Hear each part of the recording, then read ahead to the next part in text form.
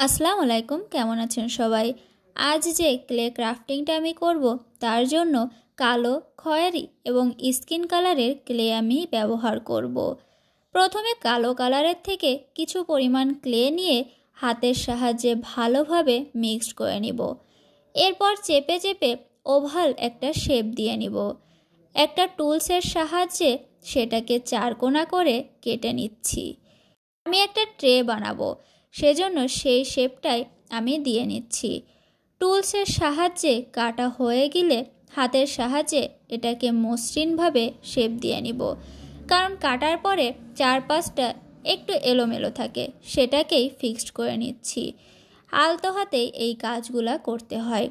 এরপর কালো কালারের ক্লে থেকে কিছু পরিমাণ ক্লে আবারও নিয়ে সেটাকে একটা টুলসের সাহায্যে লম্বা দড়ির শেপ দিয়ে নিব। সেমভাবে আমি 3টা দড়ির শেপ দিয়ে নিচ্ছি। এরপরে এই 3টাকে এক করে বেনি বানিয়ে নিব। যেভাবে আমরা চুলে বেনি করি সেভাবেই এখানে আমি বেনি করে নিচ্ছি।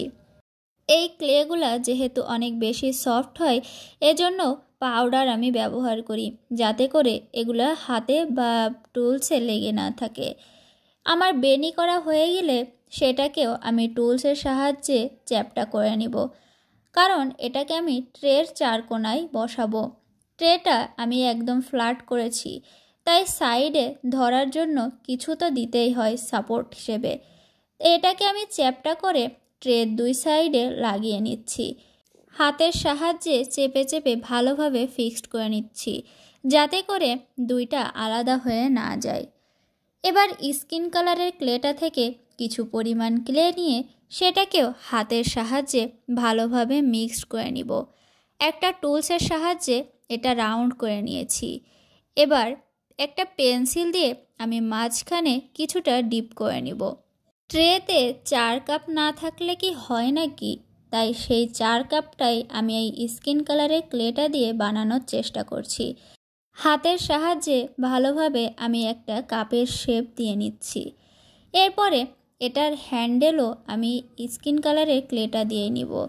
এরপর এই কাপটাকে আমি যে ট্রেটা বানিয়েছিলাম সেটার উপরে একটা সাইডে রেখে হালকা করে চাপ দিয়ে বসিয়ে দিব, যাতে আলাদা হয়ে না যায়।